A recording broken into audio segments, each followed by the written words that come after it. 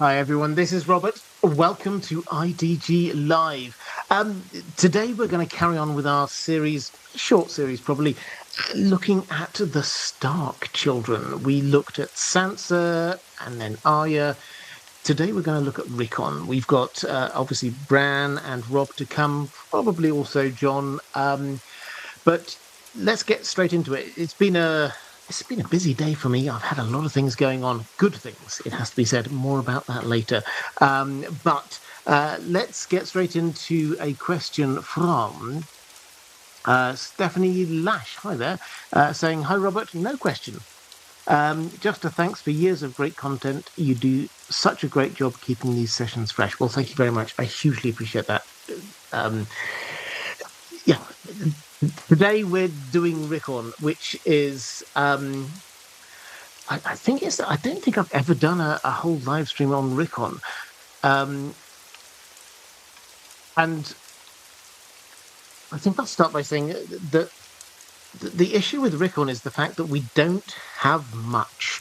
And when I say we don't have much, it's because the only thing I'll say as a sort of introduction to this is that obviously on the show, he started off as a child. By the time he came back, he was a teenager. I don't know what age they thought he was, but in the books, at the start of the books, Rickon is 3.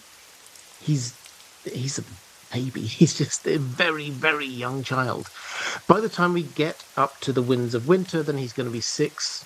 Maybe he'll be 7.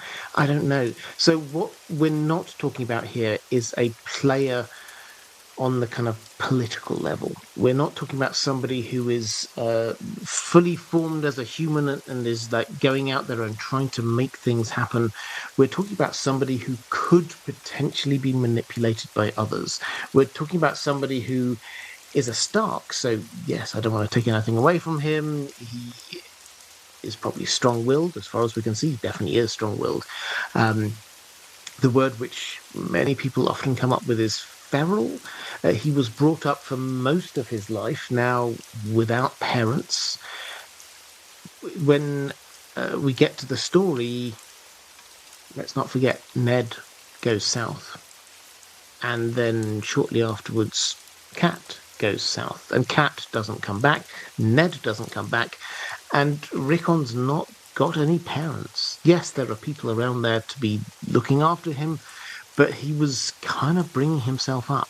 The only person who was staying there in his family was Bran, who was only a couple of years older than him. So what we're looking at here is a character who is a child. He's got no POV chapters, which I should probably say up front. George R. R. Martin has been quite open with the fact that he struggles with the idea of writing POV chapters for children. Now, he has done this for a number of children. Bran, Arya, Sansa, they're all very young when the story starts, but he finds it easier, understandably, to be writing POV chapters for adults. To be writing a POV chapter for a 3 or 4-year-old, I get that's a lot harder for him. So we never see things from Bran's perspective, which is the same, randomly, I don't know, as Rob. We get all the other Stark kids, Bran, Arya, Sansa, Jon, they all get their own POVs. Rickon doesn't, and Rob doesn't. And George R. R. Martin has said he regrets not giving Rob POV chapter or 2, but Rickon, no. So that's where we're at. He's always going to be a little bit of a mystery. And what we know about him is that he has his direwolf, Shaggy Dog, who he is very connected to, probably from Clash of Kings onwards, maybe even a little bit earlier than that. They're inseparable. And Shaggy Dog also is, out of all of the direwolves, probably the least trained, is probably the way to say it. The one that people are most wary of, because Shaggy Dog will just do whatever the direwolf wants to do. So We have a child with a very dangerous direwolf, with a very strong bond between the two of them, who has gone off with Osha at the end of this story, as we know it, to somewhere. We think they have gone to Skagos. I've got a question about that in a moment. We think they've gone over to Skagos, but still, is there that kind of parenting influence? Osha is many good things. Is she a parent figure? I'm not so sure. Let's go to a question from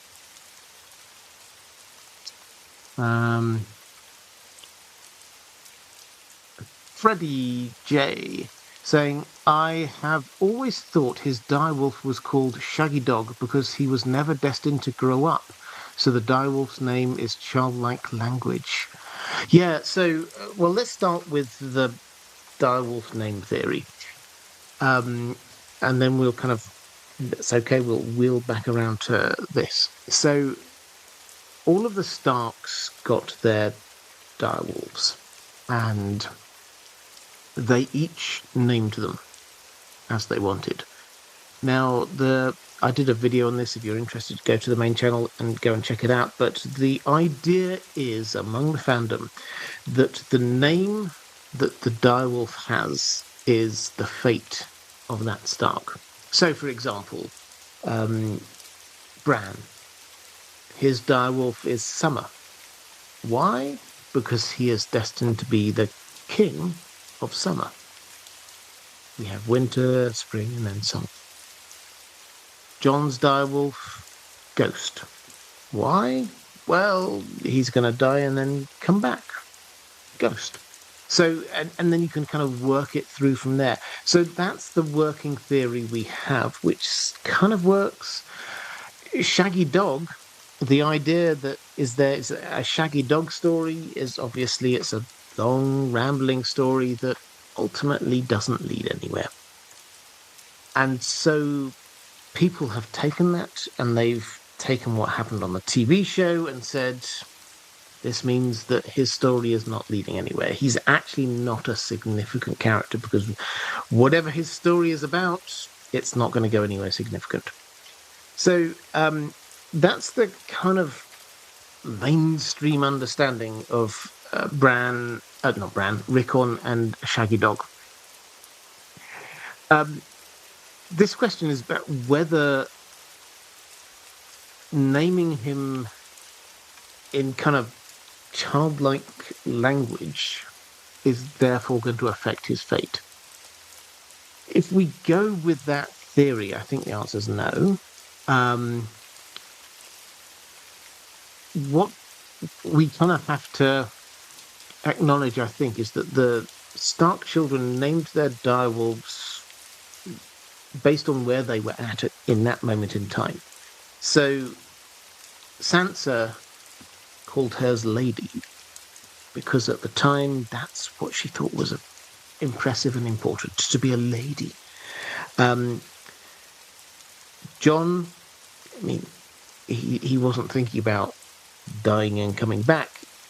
Ghost is silent. Ghost never barks or howls or makes any noise, and so that's why he called it. And also, Ghost is white, so that's why he called him Ghost. So the Stark children named their direwolves what they did based on their position then.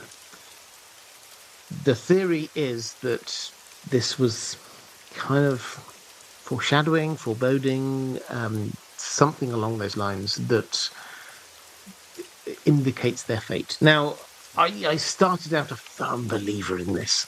I have to say, I've slightly softened on this over the years, but I think the two things can be true at the same time. I think Rickon naming his direwolf as he does because he's a child can be true, and also that Shaggy Dog applies as a kind of a summary of how his life will end. That can also be true. Does the one counteract the other? I don't think so necessarily, but I understand the point, and maybe let's put it that way. SGH saying if she survives long enough, as news of Rickon's survival spreads through the realm, might Stoneheart and the Brotherhood ally themselves to Stannis? Okay, so Lady Stoneheart has two motivations that we can see. There may be more. This is obviously Cat brought back to life, and what is left of her appears to be vengeance against those who wronged her family, and also trying to find her children. Now, she thinks that Bran and Rickon are dead, but she is desperately trying to find Sansa and Arya. So, might her finding out about Rickon mean that she allies herself with Stannis? I think for the next book she is locked into the Riverlands is the first thing. I think that she's going to be there getting her vengeance for a while, and only belatedly will she find out about the fates of her children. So even if Rickon comes straight back to Winterfell and Bran comes straight back to Winterfell, even if Sansa reveals herself in the first couple of chapters and heads up to Winterfell, and if Arya comes straight back to Westeros, we're talking at the most the first half of the Winds of Winter. Lady Stoneheart is going to have at least half a book, probably a whole book, before she even gets a hint that her children are coming back to her. So, would Rickon being alive change her fate, make her ally herself to Stannis? Well, the first thing we have to say is Stannis still going to be around and a force when she learns about Rickon. So Rickon might arrive back in the northern storyline relatively early, because you don't really pick up on this when you're reading through, but there's a bit of a gap. Some storylines end quicker than others.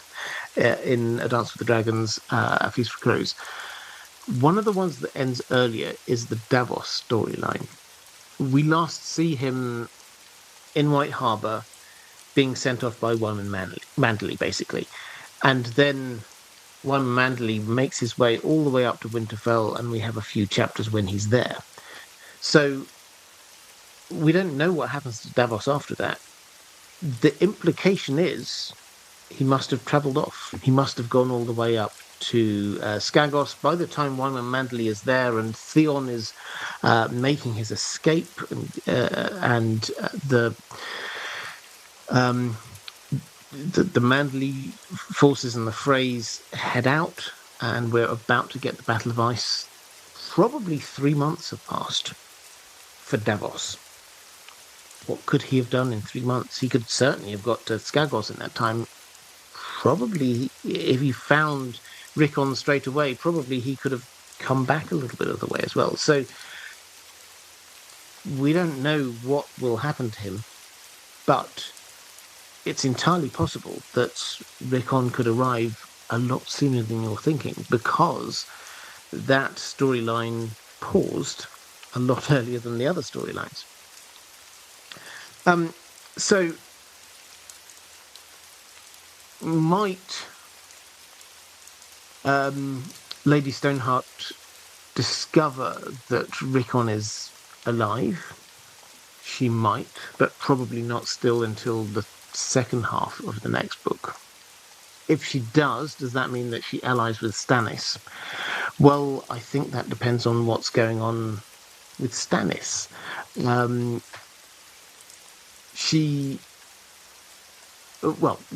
Stannis, at the moment where we left him, he and his forces are starving to death. in our minds, we're still thinking, a lot of us are thinking about the TV show. And he had this kind of pause before he went and attacked Winterfell. But in the books, it's really quite clear that the snow has come so deep and so thick, they're only 2 or 3 days away from Winterfell, but they cannot go any further because the snows are simply too deep. And so they're dug into this little village that they found. And every day, we get a couple of chapters of Stannis when he's there. Every day, people come to him and give him a list of all of his soldiers who've died overnight. This is, and the horses, this is horrific stuff. He's not going to get there. So probably we're going to get Melisandre doing some kind of magic to push back the cold and the winter, allowing Stannis to push forward. But in the short term, he's not in a good position. And might he survive? It's possible, but I don't think it's looking likely that he will survive in a strong enough position to be the king in the north, and need people to be bending the knee. So what I mean by that is that maybe he wins this first battle. Maybe he pushes on after that and takes Winterfell, perhaps with the help of newly resurrected Jon and some wild things, and maybe even the Knights of the Vale. Maybe he takes Winterfell. Does he then have the power and authority to set himself up? Almost certainly, the North will look to a Stark to take Winterfell. And yeah, maybe they might bend their knee to Stannis as king overall, but not king in the North. So would Lady Stoneheart bend the knee to Stannis? Firstly, this is a long way away, at least until the second half of the next book. Secondly, is Stannis going to survive? I think probably. Thirdly, does she need to bend the knee? Probably not. She's going to be down in the Riverlands for almost all of the next book, almost certainly. Why would she need to bend the knee to some random southerner up north? And then I think finally, my overall take on Lady Stoneheart is that she was brought back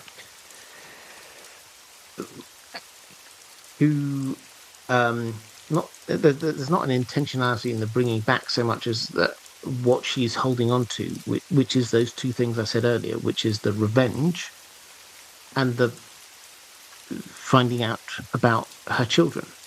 So once those things happen, once she's got her revenge, which I think she will in the next book, once she discovers that her children are still alive, which I think she will in the next book, what's keeping her there?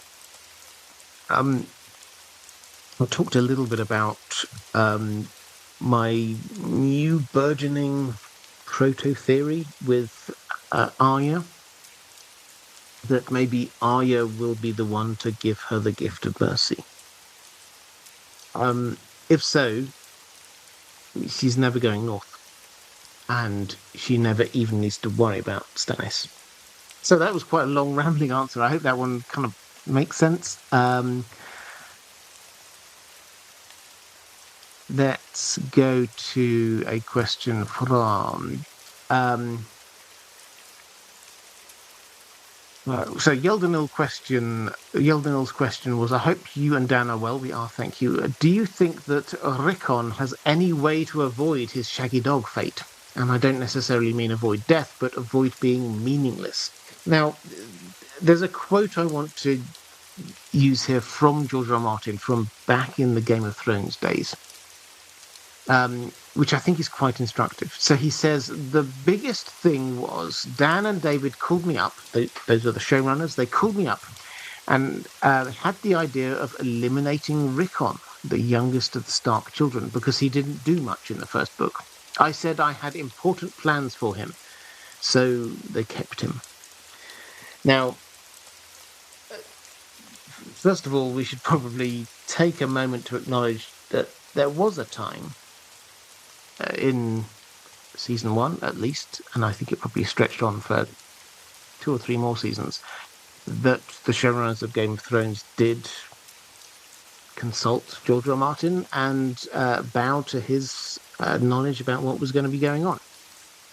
So they wanted not to have Rickon. And just from a pure showrunner perspective, forgetting the books for one moment, I kind of understand why they were considering this, because there's a lot of characters to introduce. And having Rickon there, if he doesn't really do much, it's another Stark for everyone to be remembering. I kind of understand why they might consider this. But George R. R. Martin slapped it down and he said, no, I've got plans for Rickon. Now, that I think is quite important for 2 reasons. The first reason is that it tells us what he has already said, but I think we often gloss over, which is that, yes, he's a Gardner writer, but he does have a plan. He knows where this story is ending.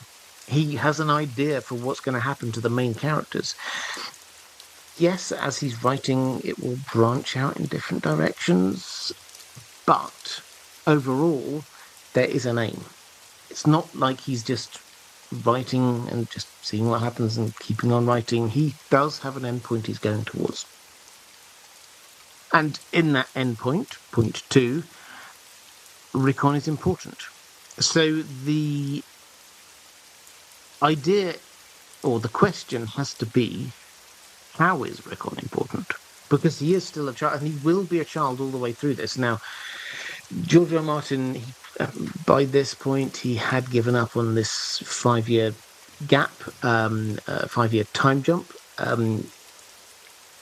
which, if you don't know what I'm talking about there was a early on, whilst writing A Song of Ice and Fire, George R. R. Martin had this idea that he would put in a time jump, a 5-year time jump, because the kids needed to grow up a bit, the dragons needed to get a bit bigger, and he positioned the main characters in places where they could just chill for 5 years or grow and learn.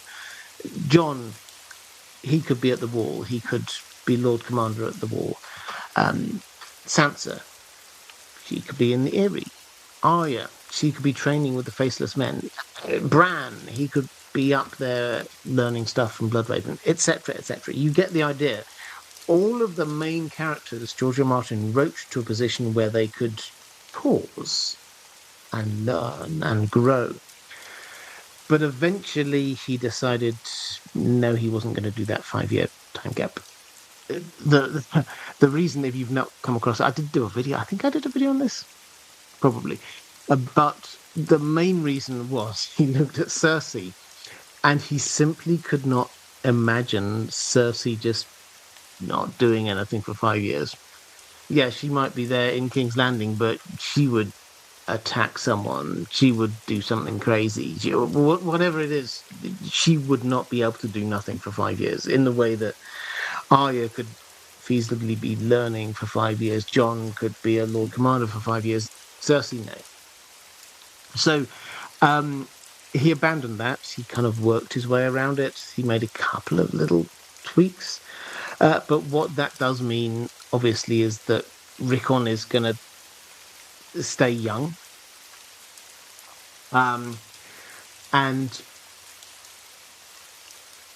when we're talking about important plans, I think we have to change this idea that Rickon is himself going to do a thing and move it to people are going to use Rickon to be doing a thing. I will come back to this theme a bit later, but my general thought is that the importance of Rickon is not going to be for the story. And it's not going to be Rickon per se, it's going to be the people who are pushing him. So the Mandalese have gone out on a limb to try and bring Rickon back so they have a Stark.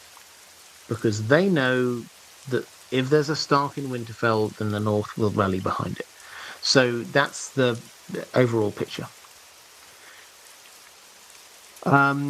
Ryan's Orcas saying, hi Robert, hello. I have thought for many years that Rickon will play a significant role at Winterfell. I don't think Melisandre's magic will last for long after she burns Shireen. Davos will find Rickon and Shaggy Dog, be met by the Mandalese, and stop the second round of winter falling upon Winterfell. That would be significant for Rickon to be the first trueborn Stark to walk through the gates. All there would witness this event. Jon and Ghost would be there, and the Stark allies.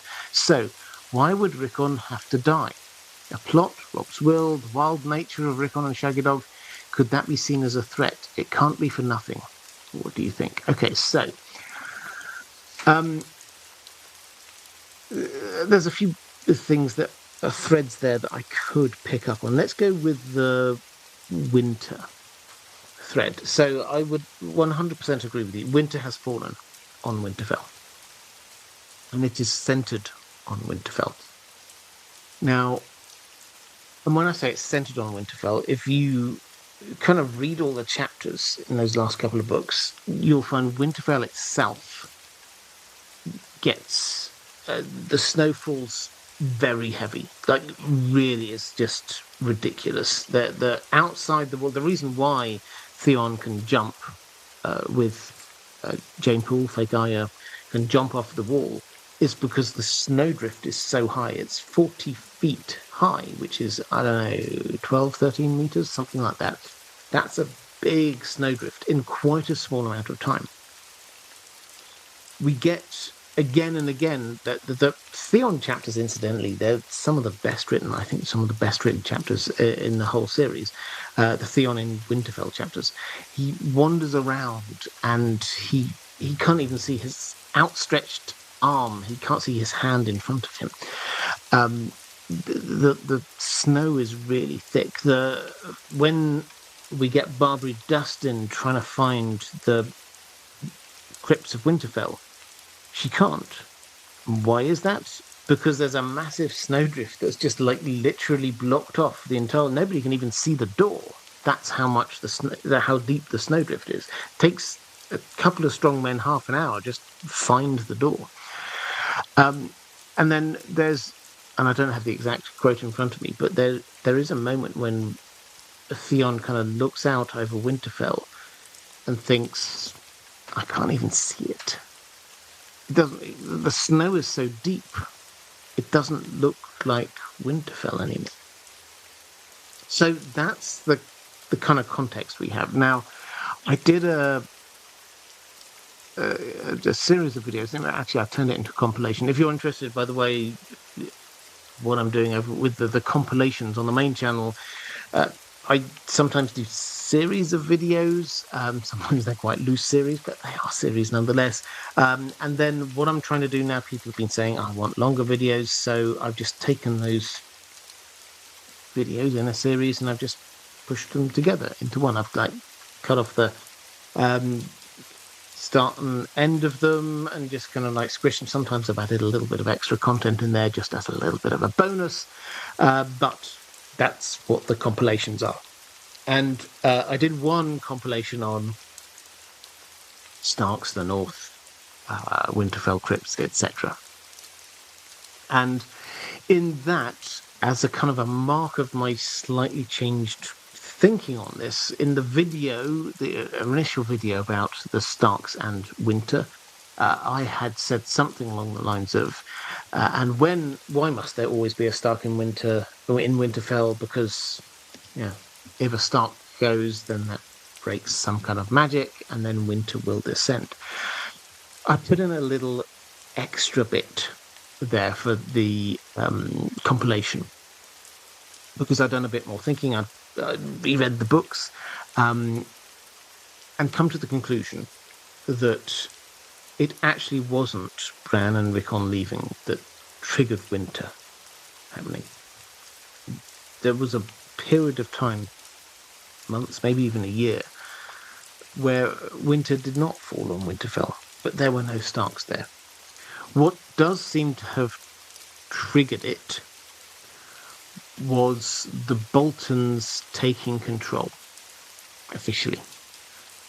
Ramsay marrying fake Arya, the creation of a new house, House Bolton of Winterfell.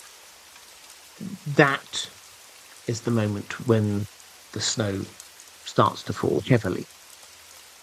So it's a technicality, but I think that the winter has fallen on Winterfell not when the Starks leave, but when there is a new house that is claiming ownership of Winterfell.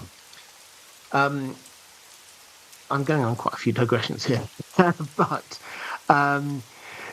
so when Rickon, to kind of around Orcas, bring it back to your question, when Rickon comes back in, the kind of the magical significance is not there's now a Stark back in Winterfell.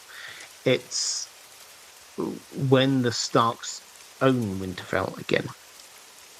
So at that point, we can expect the snow and heavy winter to be easing around Winterfell. It's still winter. The snow will still be falling there and everywhere else, but perhaps not to the same degree in Winterfell. You also asked about why Rickon would have to die. I think I will cover that in other people have got questions related to that, so I'll pick up on that. But what I will say is that just because he has come into Winterfell does not mean that he's free from dying. The person who is most likely to kill him did on the TV show, and I think is most likely to kill him also in the books, is Ramsay Bolton. So we will come on to him in just one moment. I think I had a couple of questions in the chat. Roman Lakovet saying, hello. In an early draft of A Dance with Dragons, Davos was the one to rescue Arya and take her to the wall. What would have happened to Rickon in this scenario? I mean, I don't know. I think it's worth pointing out how George R. R. Martin writes, and not just like tippity tappy on his old school computer, but he doesn't start at the beginning and then go to the end, and then that's it. He's finished, and then maybe he'll go through again and do an edit. That's not how he does it. He will start writing. He knows roughly where he's going. If his muse takes him off in a random direction, he will follow that muse. If that muse is good, that then becomes a part of the story. If it doesn't kind of work, then he takes those chapters, he puts them in a drawer, goes back and starts again. And he's admitted this in various different ways at various different moments in time. Mostly when we get to him talking about why, I mean, EP times, why he felt that he owed his readers an explanation for why A Dance with the Dragons took so long. And the reason he gave, or at least part of the reason he gave, was what he called the Myronese knot. The fact that Dany was there in Meereen and lots of people were going to come and see her, and he had to kind of iterate in which order they turn up, because the order in which they turn up changes the story. Does Victarion arrive first, or does Marwyn arrive first? What about Quentin Martell? When should he arrive? Should he arrive before Dany gets married? After Dany gets married? On her wedding day? All of those things will slightly tweak the story. So George R. R. Martin does not just write the whole thing and then maybe tweak it a bit. He will go off in different directions and then prune things until finally he has this one long line of chapters. So if you're kind of hang on, if you're saying what would in an early draft Davos did a different thing, I think the fact that that didn't make the final cut means that George R. R. Martin wasn't happy that that fitted with his wider story. If you're asking for the kind of the thought experiment, what might have happened, Davos rescues fake Arya and takes her to the wall. So what would have happened to Rickon? Perhaps this is the reason he didn't go down this route. Who is there to rescue Rickon? Who even knows Rickon is there? I mean, the only person who could possibly know, because Skagos is so remote, and this is probably why Osha took him there. Skagos is so remote, they don't really have any general contact with the mainland. The only person who might get to know is Bran. They do have weirwoods over there, it would appear. Roose Bolton, in a throwaway line, does say only the weirwoods know what they do there, which clearly implies that there are weirwoods over there. So I think this might be part of the reason why George R. R. Martin didn't go down that route. But what would have happened to him, certainly at least for a book, he would have stayed there. SGH, do we know that Stannis intends to install Rickon in Winterfell? How do we know he doesn't use him like a king's blood sacrifice to make winter fall? So, Stannis...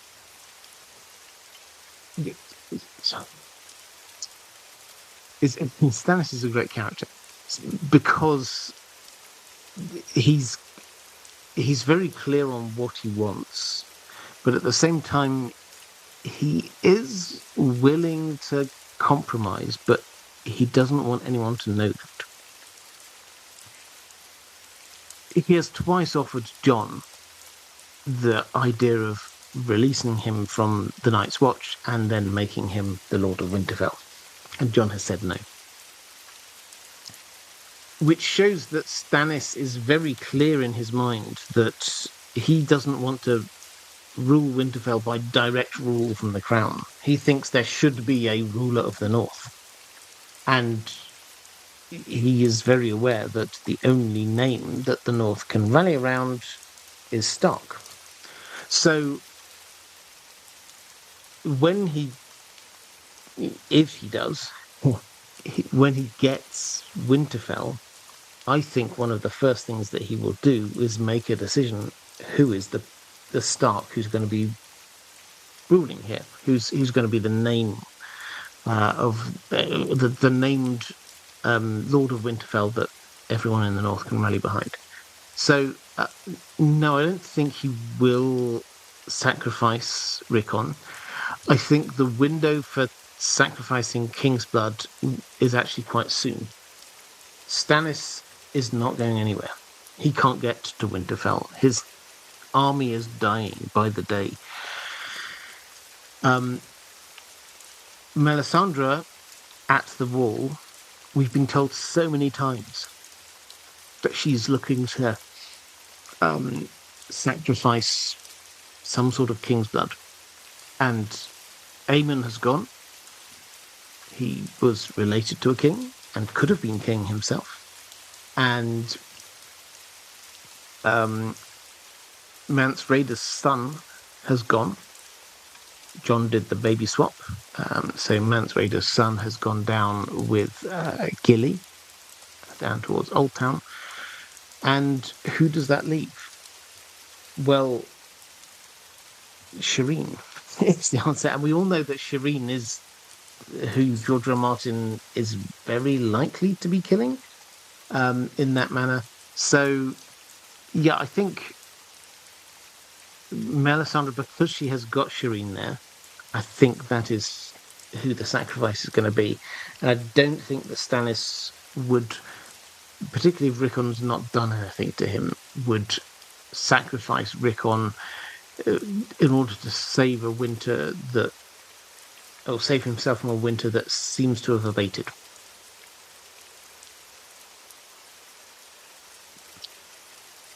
Okay, let's go to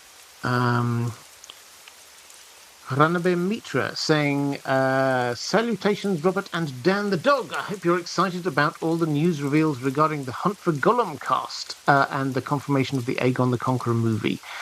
Well, let's pick up on both of those very quickly in case you've missed this. So, The Hunt for Gollum, which is the new big Lord of the Rings film from Peter Jackson et al. It's not like the extent to which Peter Jackson himself is involved is still not 100% clear. This is going to be an Andy Serkis directed thing. But they're going to start filming, I think, next month, The Hunt for Gollum, and we've had a casting announcement, which is we already knew that Ian McKellen would be returning as Gandalf, Elijah Wood as Frodo, Andy Serkis obviously as Gollum, but we've got a few new names. We've got Kate Winslet, who is almost certainly going to be flashback in time to Gollum's or Smeagol's grandmother, who plays an important role in his upbringing. She's the one who casts him out of the village, so he then heads up under the Misty Mountains. We also have Jamie Dornan, who is going to be young-ish Aragorn, and Leo Woodall, who some of you may not know. He's been in White Lotus and a few other things. From what I've seen, he seems to be a good actor, and he seems to be playing a Dunedain ranger. So that's the casting news. And also Lee Pace is back as Thranduil. That's the casting news. Overall, I'm pretty happy with it. The returning names, good. I like those people in their roles. That's good. The new actors, good. They've got good resumes. I like what they do. A part of me kind of harks back to the days that, and Game of Thrones and its spin-offs still does this, of like just picking unknowns. Actors that I've never heard of before. And this is the thing that I'm slowly coming around to. People often ask, who do I really want to be playing this character or that character? I think more often than not, I'd be happy with a completely new person. I now trust the Game of Thrones team, or their casting director, whoever it is who does the stuff. They do well. Let's put it that way. I struggle to think of many actors within the wider Game of Thrones world who I've thought, no, they didn't quite nail it. The casting people do a good job. So anyway, that's my only. It's not a gripe, but it's just like okay. Maybe there will be some unknown names later on. So that's the first bit of news. The second bit of news was.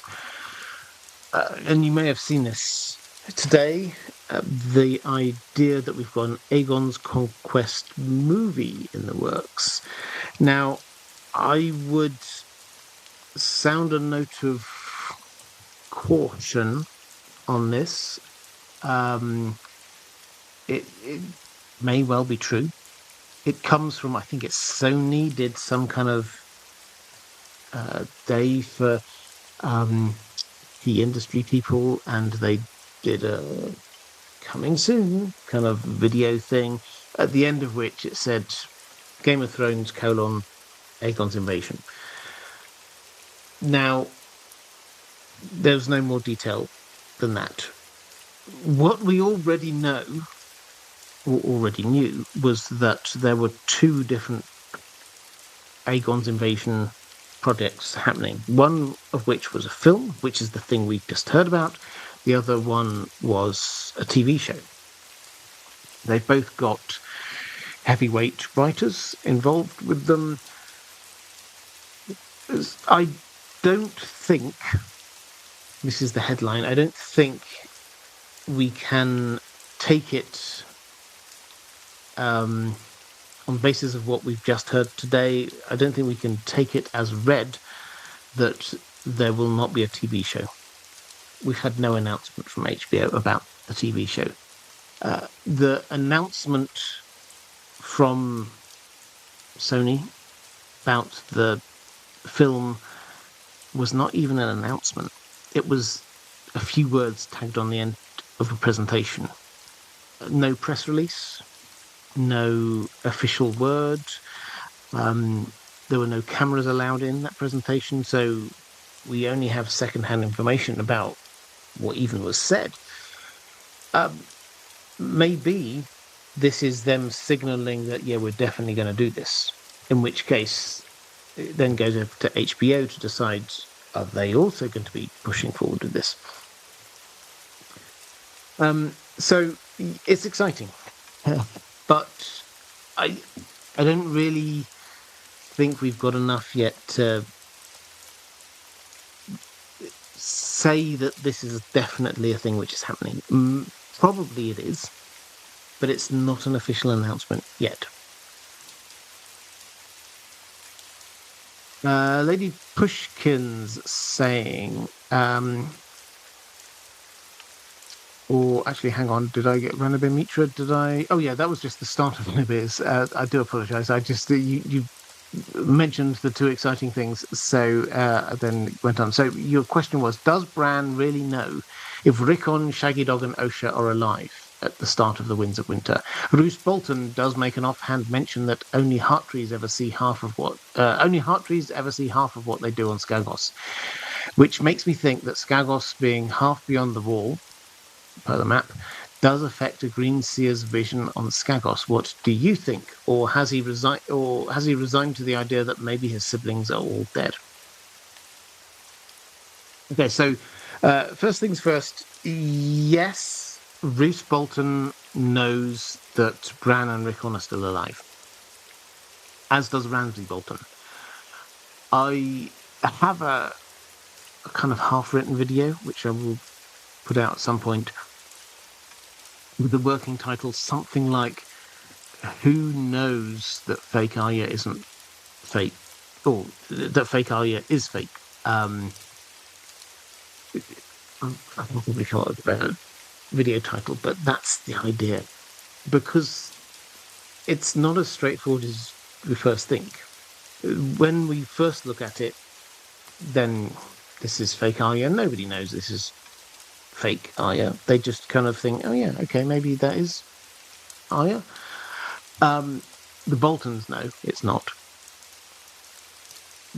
Does Bran know that Rickon is still alive? Well, Bran definitely knows that Rickon survived, and so all of the reports that may eventually come to him in whatever form, that he and Rickon were killed, he'll know that those aren't true, obviously. But then, could he, through the Weirwood network or something, discover what's going on with Rickon? Yeah, I think he can. Jon already has, sort of. He doesn't really understand what's going on with his wolf dreams, but yeah, he kind of, via ghosts into Shaggy Dog, sees what's going on with Rickon. It's just a glimpse, but the Skagos vibes are there. The horny goat thing is going on. So, might Bran figure it out? Yeah, I think so. I think that's one of the first things he's going to work out, is what's going on with his siblings. We don't know huge amounts about how the Weirwood network actually works, but what we know is that what we can see, therefore what we think we know, is that Bloodraven Leaf gives Bran this kind of Weirwood paste, which he takes, and after that he can see through the weirwood network. And we know that Bloodraven's there. He tries to say, okay, baby steps now. There's a weirwood tree literally just up there, up above us. Here's the root. Hold on to the root. Put yourself into it. Move up into it, and you can inhabit that weirwood tree. That's what what Bloodraven is trying to get Bran to do. It's just like baby steps, like if you're learning to drive a car. You're not starting off going down at 70 miles an hour somewhere. You're starting out. Okay, so this is the brake. That's the accelerator. Da da da da. You're doing the baby step stuff, and that's what Bloodraven was doing. But Bran doesn't go to the weirwood tree up above him. He immediately, he doesn't know what he's doing, he turns up in the weirwood tree at Winterfell, which I think tells us that you are instinctively drawn to places that you know or people that you know, because who does he see there? He sees his father back in time, and then goes back to other characters that have got some kind of link to him. Oh, there's his uncle and aunts. Oh, here's old man. Going back, here's somebody called Bran. Going back through time, so there's something of a kind of a pull. He wasn't seeing completely random moments in Stark history. He was seeing things that he personally is connected to in some way. So, if we assume that that's the tug, the weirwood network is going to take you somewhere where your heart, yourself, you want to go, you want to understand, you want to see, experience someone in some way, then yeah, given the fact that we know that there are weirwood trees on Skagos, it makes absolute sense that Bran will discover what's going on with Rickon at some point. Rich Kenkro, do you think there's any chance Rickon could be the prologue or epilogue and die? Probably not. At least not the prologue. If you're talking about the Winds of Winter, I did do a video on this if you want to check it out on the main channel, but George R. R. Martin uses prologues in a very clear way. He has a POV from a character that doesn't have any main POV chapters, and the prologue sets up the themes for the book as a whole. Context. It kind of lays some things which are direct and some things which are kind of like slightly tangential, but they will play out through that book. What George R. R. Martin and so the epilogues, just by the by, he's only done a couple of them, but again, they're from a single person POV chapter, and the person dies. This is the thing that most people pick up on, is that the POV character dies either at the very end of that chapter or maybe a little bit after that, but they do not survive. So might we see Rickon here in the prologue or the epilogue? Well, George R. R. Martin has said that we will see Robb Stark's widow, Jane Westerling, in the prologue. Now, people jumped on that and were like, whoa, so she's going to die. And then he said two things in response to this. The first is that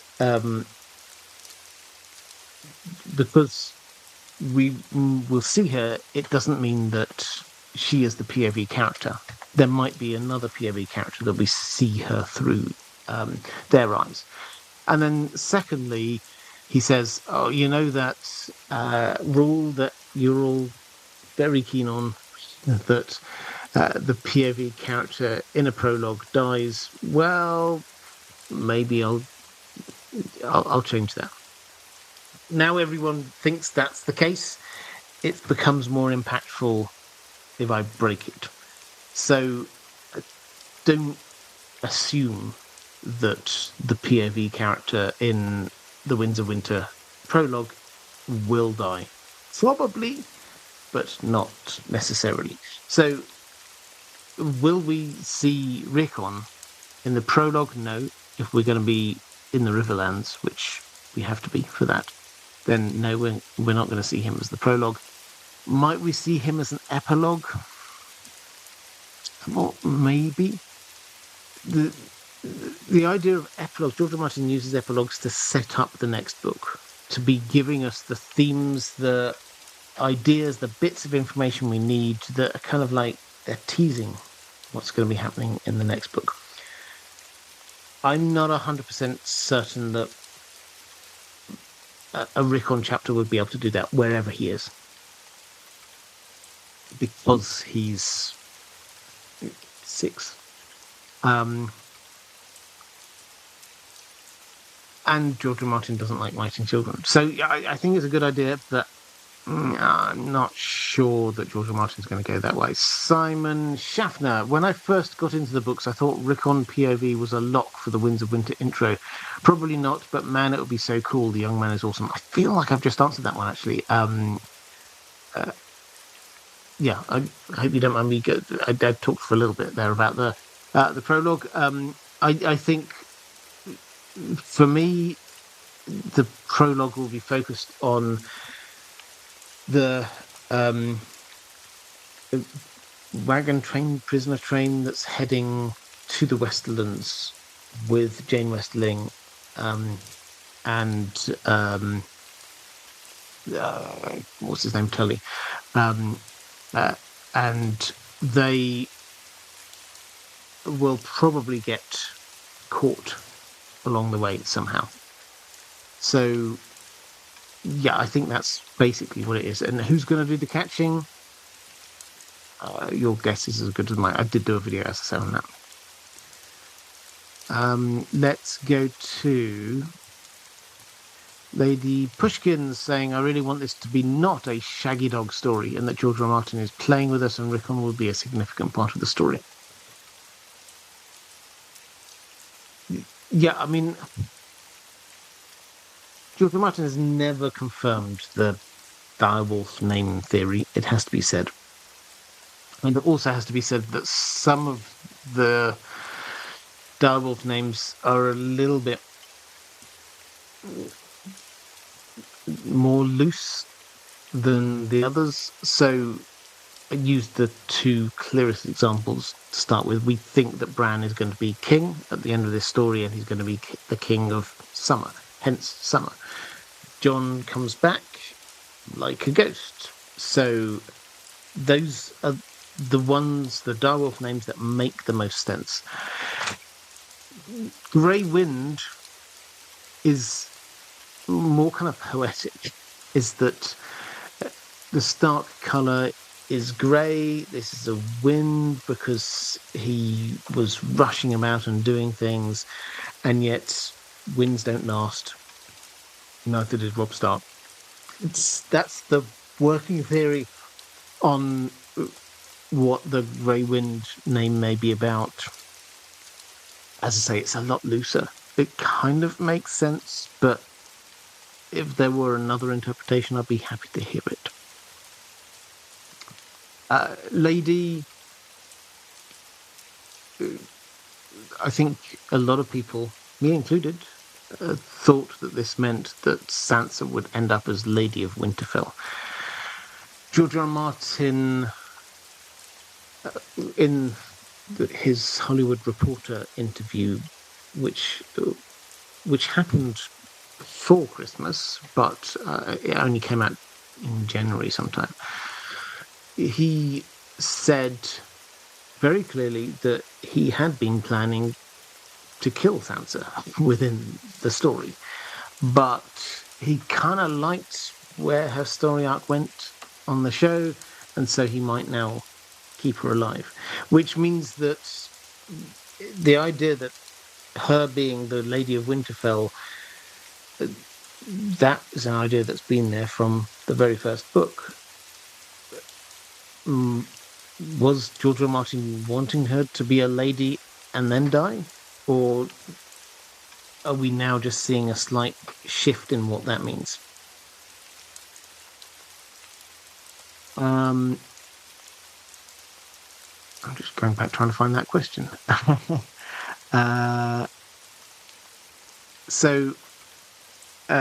Yeah, the question, this is from Lady Pushkin's, whether Rickon is going to have a Shaggy Dog story that leads to nothing.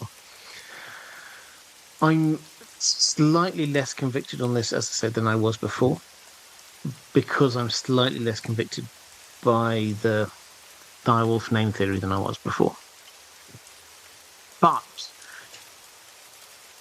I can't see much else unless you go for the real plain text reading of Shaggy Dog, meaning this is not a groomed pet, this is a wild animal.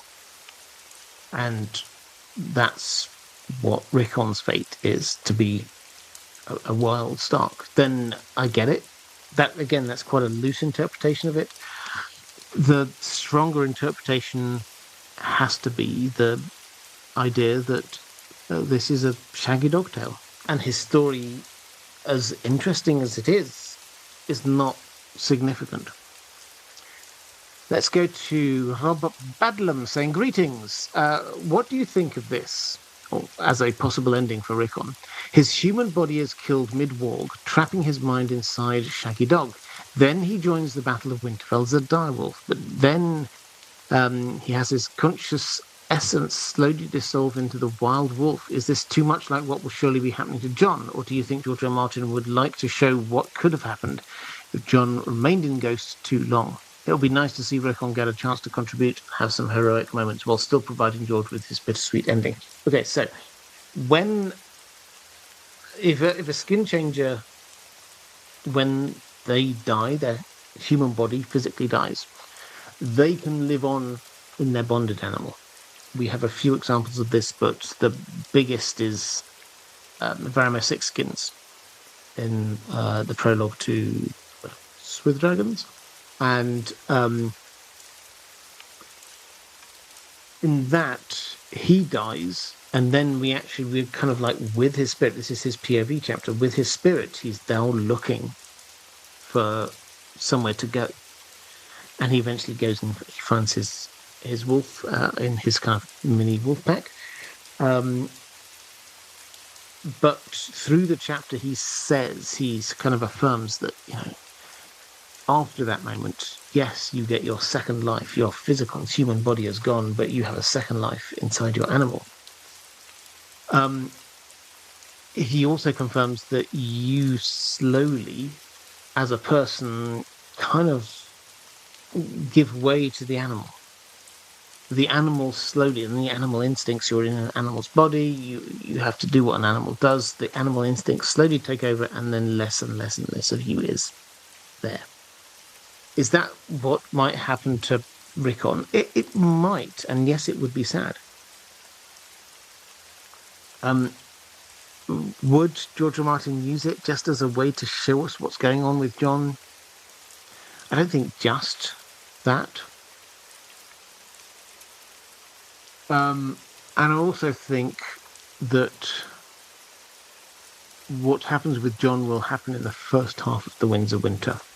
And what happens with Rickon may well also happen in the first part of the Winds of Winter, but it's not going to be immediate.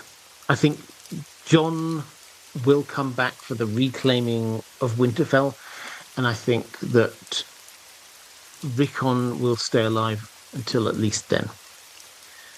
So, yeah, I like this idea. But I don't see it as I don't think it's likely. It's possible, but I don't think it's likely. Catherine Fursith, do you think there's any chance that Rickon is not on Skagos? Plot-wise, it just seems just not that important, or did I miss something? Him hiding somewhere else in the north makes as much sense, if not more. Is there a so far hidden connection between the wildlings represented by Osha and Skagos that it will make sense to go there? So, yes, you've hit on a potentially really important point here, which is that we, as a fandom, have come to assume that Rickon is there. But there is nowhere that George R. Martin categorically says that's what's going on with Rickon.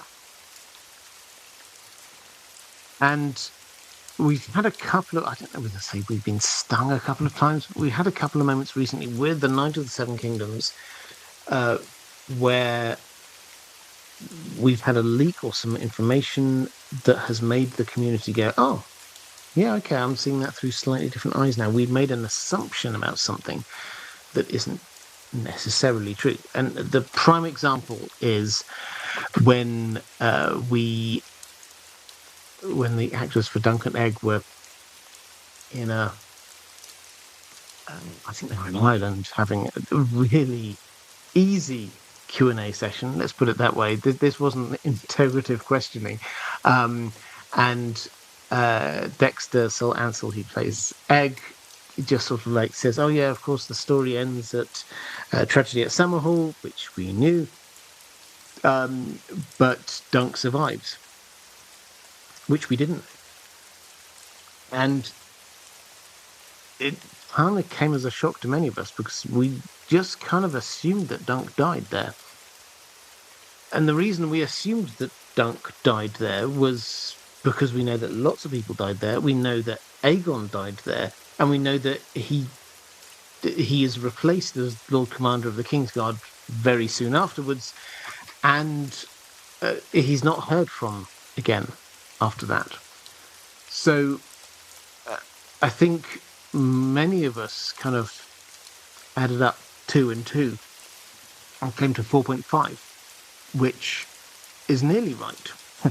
But it appears that George R. Martin has got other ideas. So we then have to kind of tweak what it is that we think.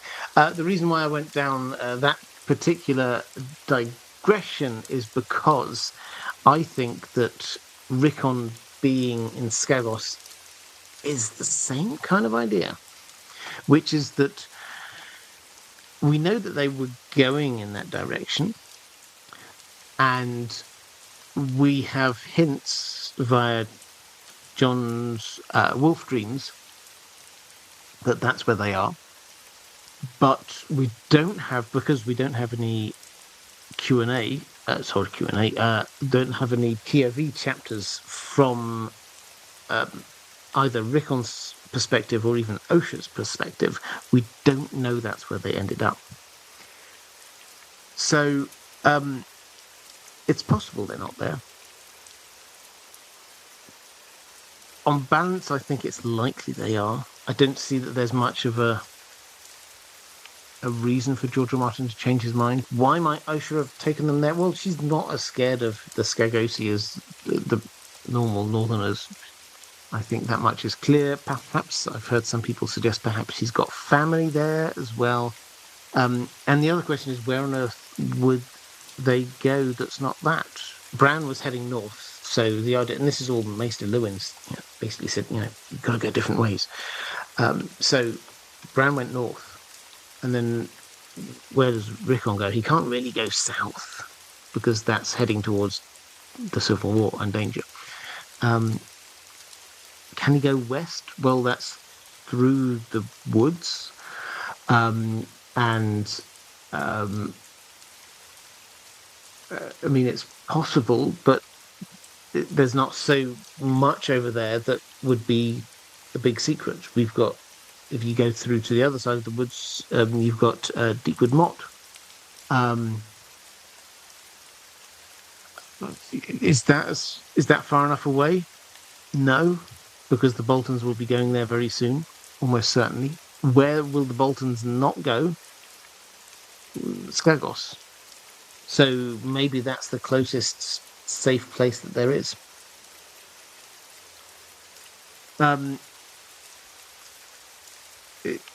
Is there? I mean, I think you're also asking, is there some kind of connection? I think there's no specific connection that we know, other than where the Bolton's not going to send people. Skagos.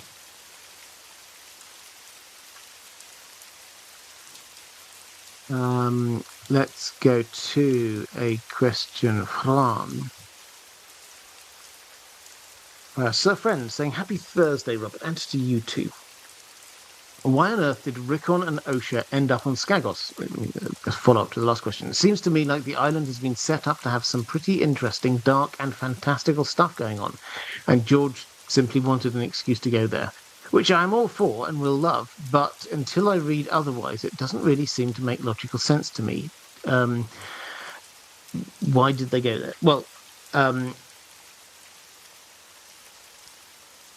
I've sort of set out the why they went there. I hope that kind of makes sense.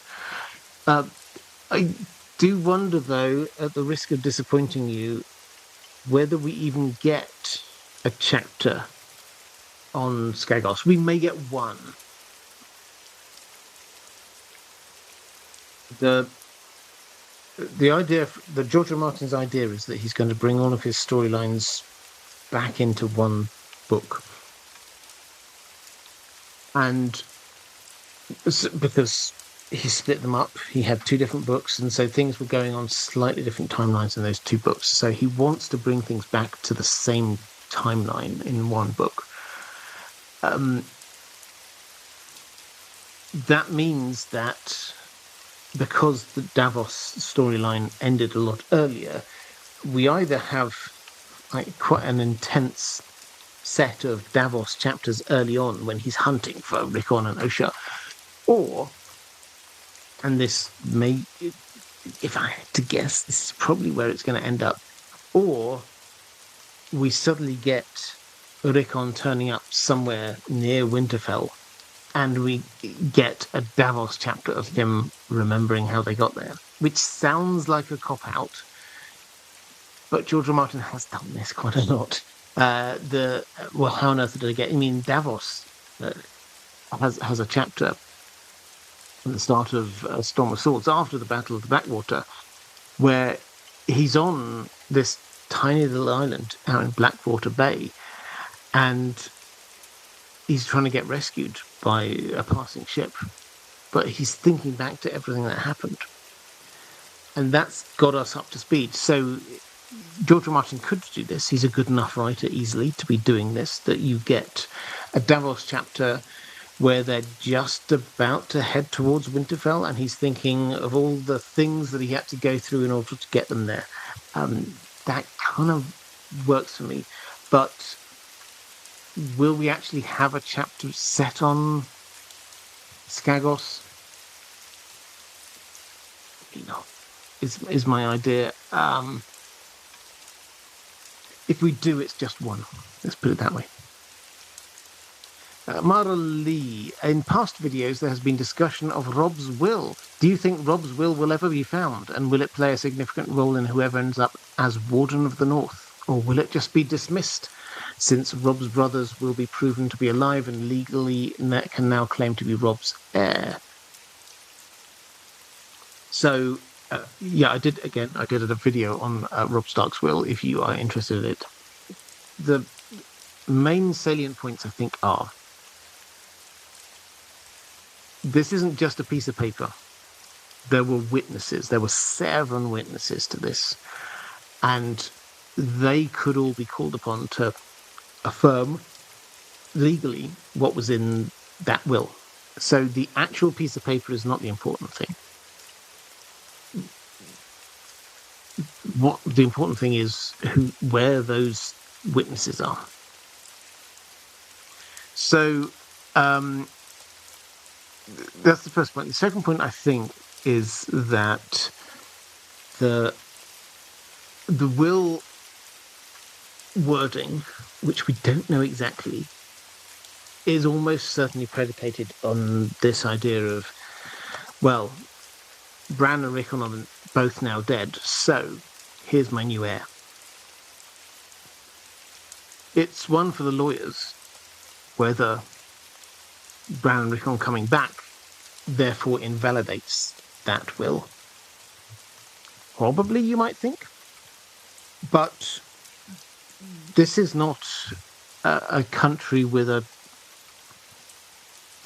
legal system that is clear and above board and everybody respects. Might is right is still the most important factor in any legal dispute. The person who is strongest gets what they want.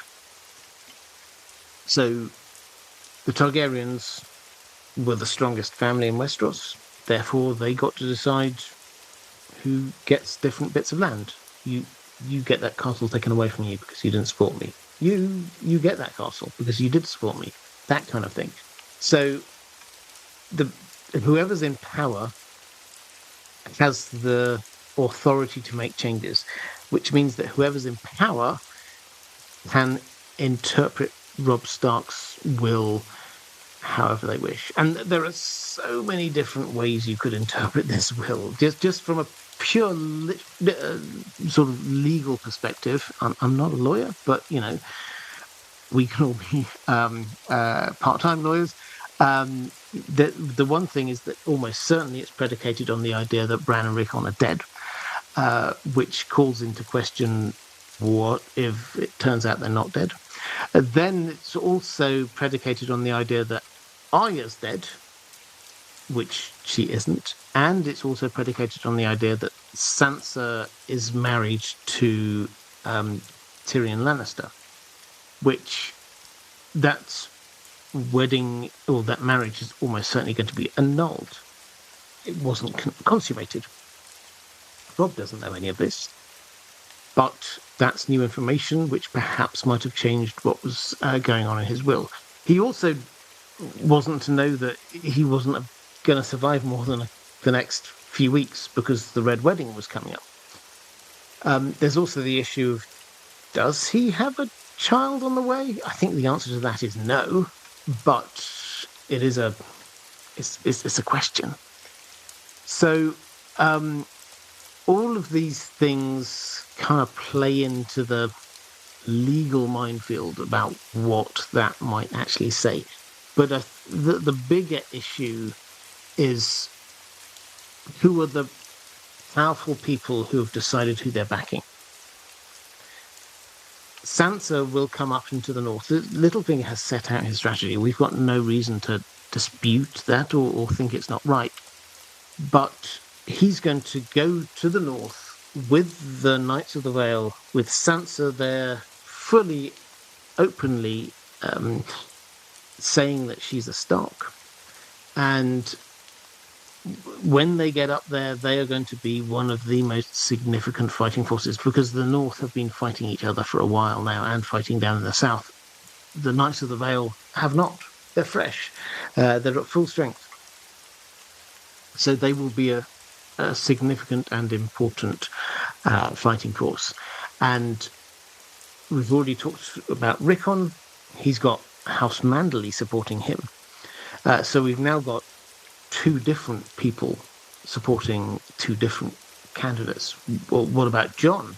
Because Robb's will, he legitimized Jon and named him his heir.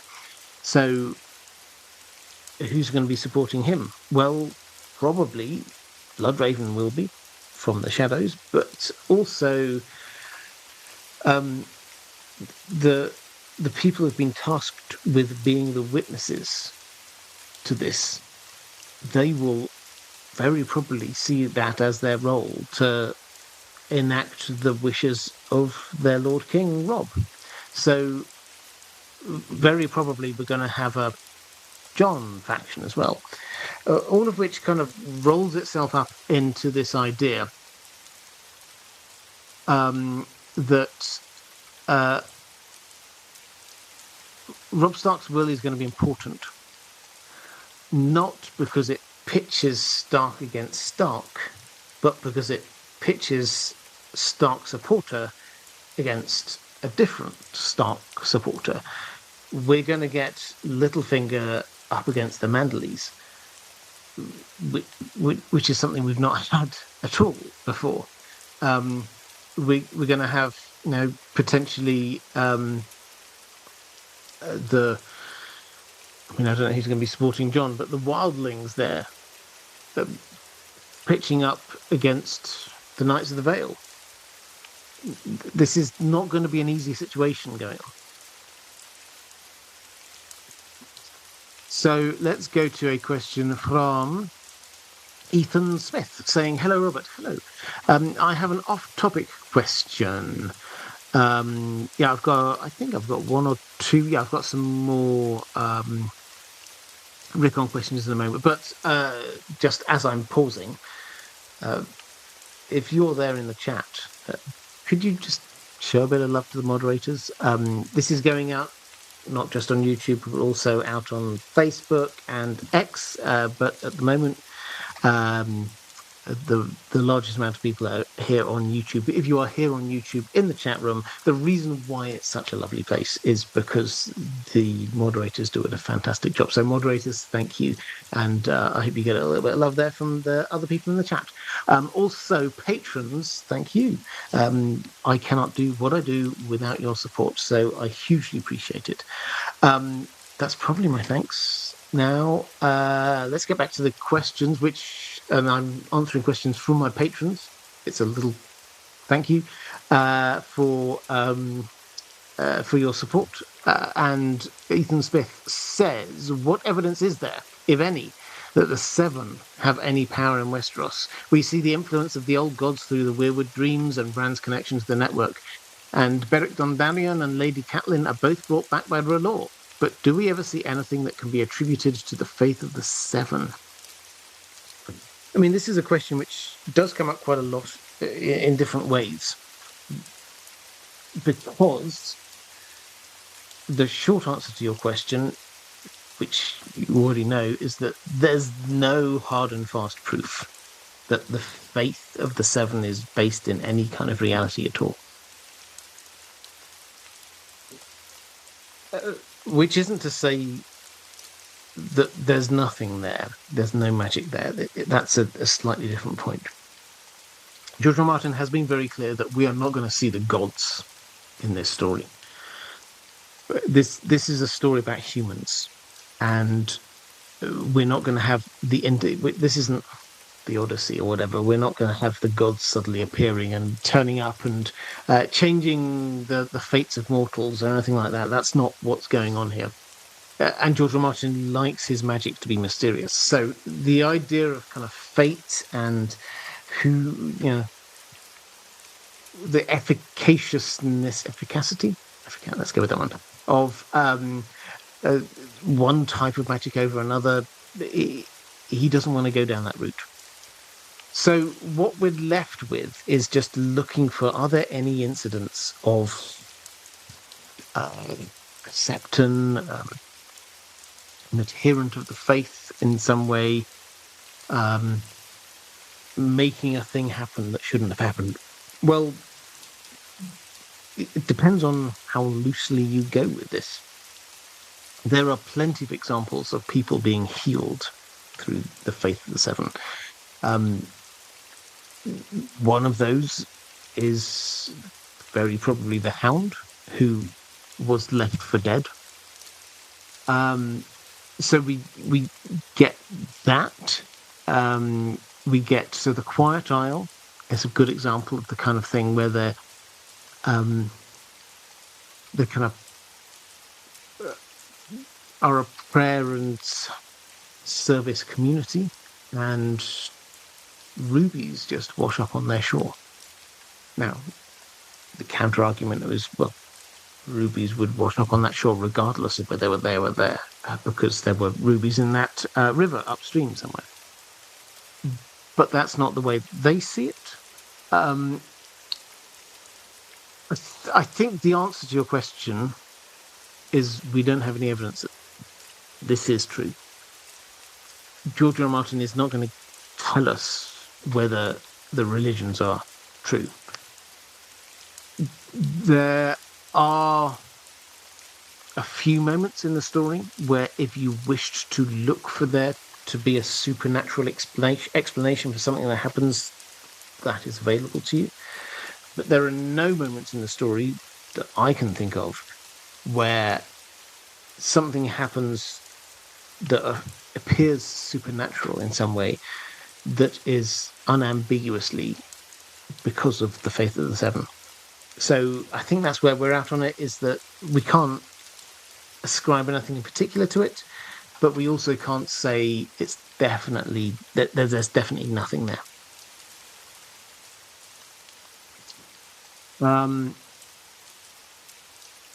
Andrew Clay saying Faith of the Seven seems more political or bureaucratic organization rather than magical, similar to how some medieval religions operated geopolitically. Mark Sheesa saying, wasn't Balor the Blessed saving Aemon the Dragon Knight? That was a feat which might have been helped by the Seven? Yeah, absolutely. So this is one of those examples where if you're looking for evidence of a thing that you could say, well, this is the faith of the seven doing this, then it's there, and that's certainly how it's reported. But that doesn't necessarily mean that that's the truth of the matter. And George R. Martin is not going to tell us the truth of the matter. Let's go to a question from James Perkins, a question about Rickon.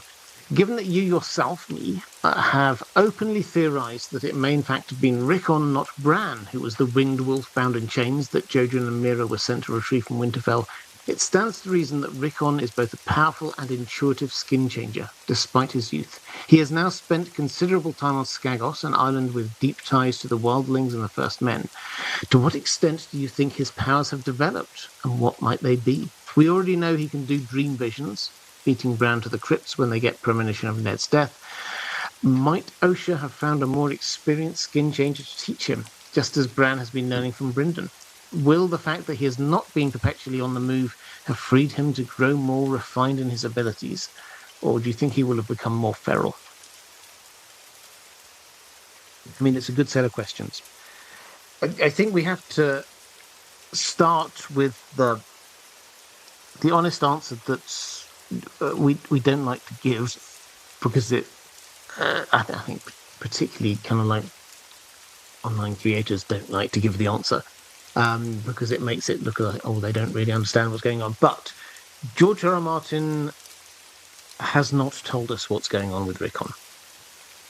And so, and also, he has not given us enough outside information to know what's going on with Rickon. We've just got a few clues. We know where he was heading, and we've got and we know that Davos is going to that place, and we also have a snippet of a wolf dream that sort of John has via Ghost into Shaggy Dog, but that's about it. Off of the back of that we have decided as a community he's almost certainly gone to Skagos. But as we noted earlier, it's not 100%. Almost certainly, but it's not 100%. So into that information gap, we could write different things. A lot of people, I've certainly speculated on this a few times, a lot of people suggested that he's just going to go more feral. Skagos it's an island that it's not reported on in the most uplifting of ways. Now, we should take that with a pinch of salt, because that is from the Maesters, south of the Wall. It's not what the Skagosi say. They may have a completely different, in fact, they probably do have a completely different story of who they are and what all of their culture and structures are about. So we might think that he's just going to be living in caves and becoming feral, and he might. But similarly, lots of things could have happened to him. He could have been caught by slavers. He could have gone to a village and become recognized for his skin changing. We simply don't know what happened there. So, and George R. Martin hasn't given us enough hints to kind of make it up. So I think that's where I would start with this. It's just, let's be honest, that this is one of those things that we've got a gap of months of knowledge here. We don't know what he's been up to. We know what happened with Bran. We don't know anything like that with Rickon. I mean, the question is, to what extent might his powers have developed? I think, to go back to the start of your question with this idea that he is a powerful skin changer and potentially who Jojen Reed was looking for. If you've not kind of come across this before, when we're talking about green dreams, Jojen gets them, Bloodraven gets them, Bran gets them. If you're talking about green dreams, when you appear in a green dream that other people can see, you do not appear as you. You appear kind of like an avatar in some way. And you do not have control over what your avatar looks like. And you cannot see what your avatar looks like, as far as we can tell.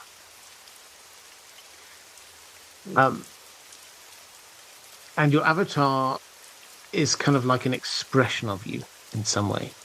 Now, this is kind of theoretical, but when we get to it and Bran finally meets Bloodraven and he says, "Oh, you're the three-eyed crow," and Bloodraven, I don't have the exact quote in front of me, but his response is something along the lines of, "Oh, so that's what I look like. Yeah, that kind of makes sense, because like I'm a crow because I was a member of the Night's Watch, three-eyed because I've got the third eye open. Yeah, a three-eyed crow, that works." That was his response, which tallies with this idea that he did not know what he looked like. Why is this important? Because there's not a gamer tag above your avatar. So if you are seeing somebody else in this green dream, you do not know who they are. You just see their avatar, which they don't know what that looks like and is in some way an expression of them. So Jojen, with Mira, heads up to Winterfell looking for this winged wolf that is chained up. Now, he makes the obvious conclusion, this is a Stark, wolves, etc. The winged wolf, flying, is used often as a metaphor for magic.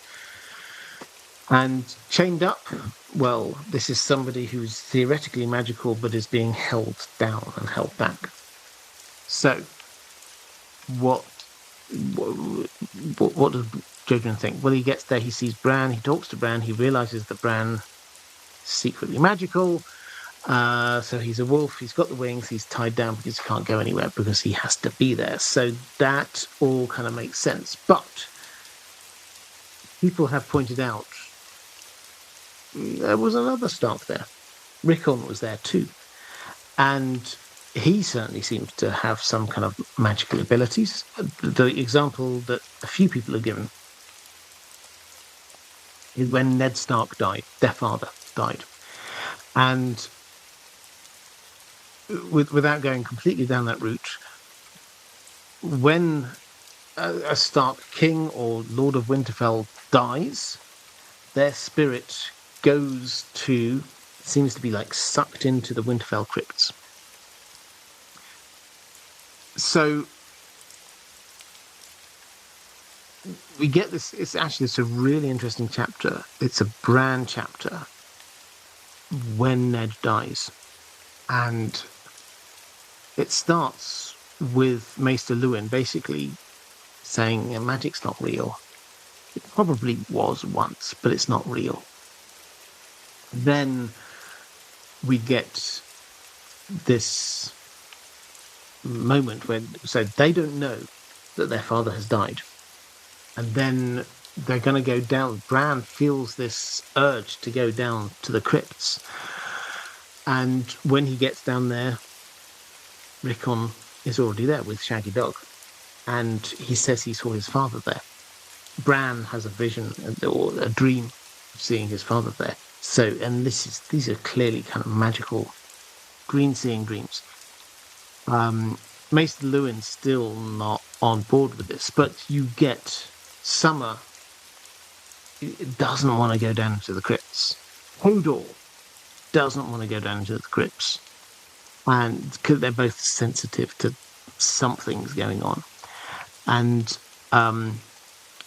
George R. R. Martin has confirmed that Hodor being afraid to go down into the crypts, that was just a one-off. It's not that he generally doesn't like the crypts. He does. He's okay with the crypts. It was just that one day. And it wasn't just Bran who sensed something going on there. It was Rickon too. Which makes us think that Rickon clearly got some sort of a green dream. Hasn't been trained, but seemed to have got it anyway. And seems to have a very strong bond with his direwolf, which implies potentially big skin-changing powers. Might he actually have been the person that Jojen is looking for? Does it matter? Well, we don't know. But Bran is who was chosen, and Rickon was left behind.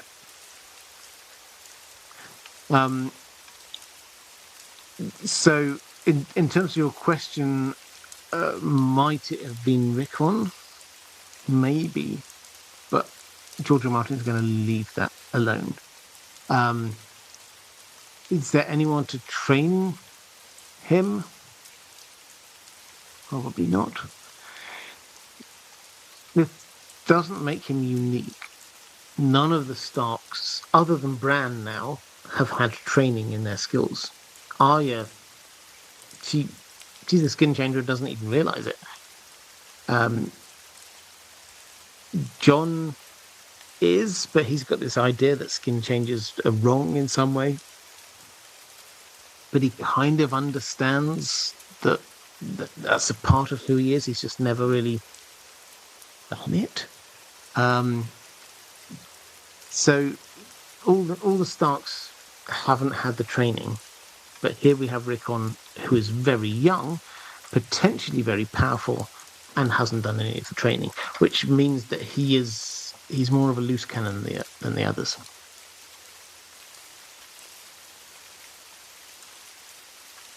With you, Brian, saying, is there something intentional going on to cause this generation of Stark children to be especially magical? Or have the Starks always been this way? Yeah, George R. R. Martin has been asked this a few times. And he kind of talks his way around it a bit, I have to be honest. But the answer, he kind of frames it often in the fact they are first men. And we know that in the First Men, the 1 in 1,000 of the First Men, they get green dreams. 1 in 1,000 of those, or they're skin changers, and 1 in 1,000 of those can be green seers. So the idea that there might be some Stark skin changers, not out of the question. The idea that they all are feels, yeah, there's something going on. And there definitely is something going on, because you think of the direwolf pups in chapter 1. Someone was wanting to make sure that they all had a direwolf to bond with. And that someone, I think, was Bloodraven. And I think that worked. What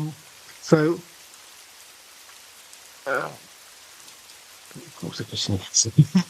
So, is there something intentional going on?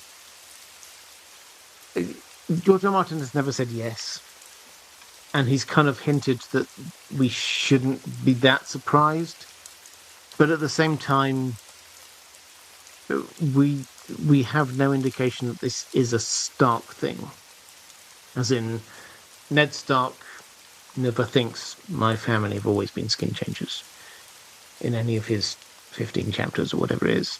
And he never gets involved with the Starks and between his children and their direwolves. You know, the famous line, you feed them, you train them, and, if needs must, then you kill them.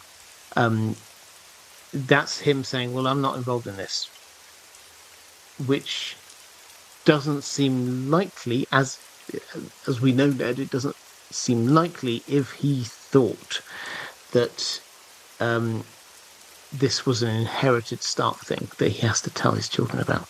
So I don't think George R. R. Martin wants us to see this as odd, but it is still a bit odd.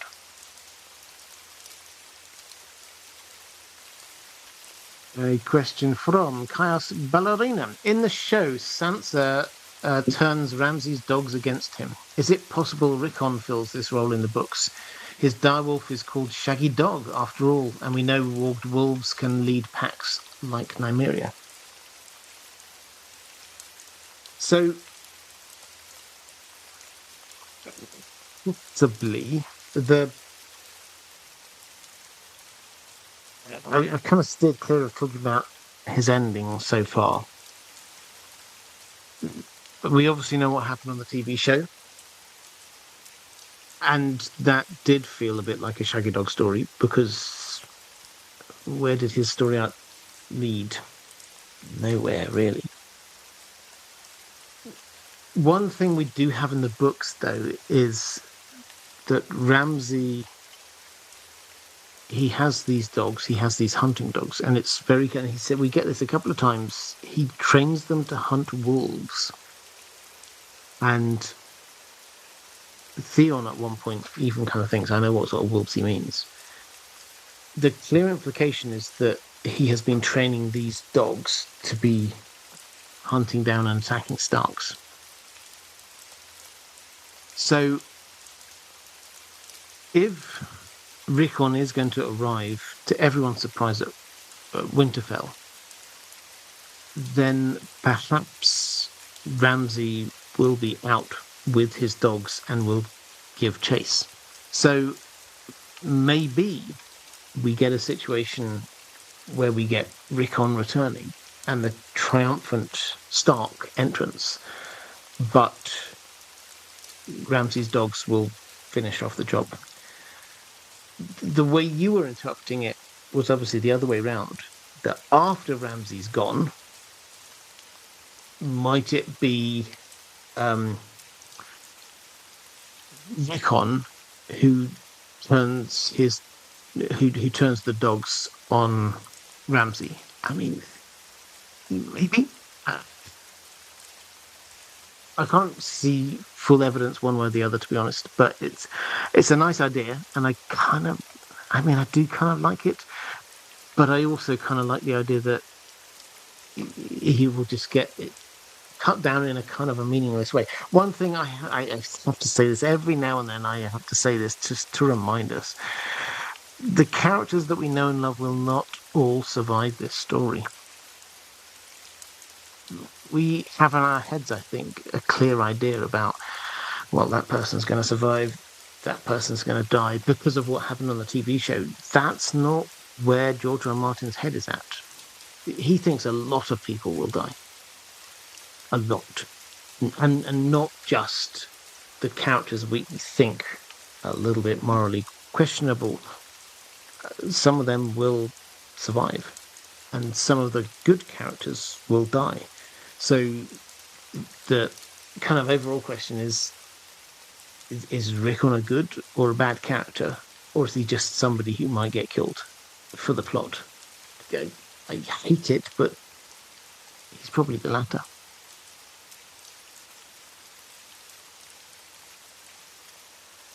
Okay, let's do a question from Mara Lee, saying, I believe it is Lord Manderley that wants to promote Rickon as Lord of Winterfell, but just like what happened in the TV show, I don't feel Rickon will have a very long life. What do you see as the future of Winterfell, and who do you see realistically eventually ruling as Warden of the North after all is said and done? Well, I think the first half of that I've just been covering.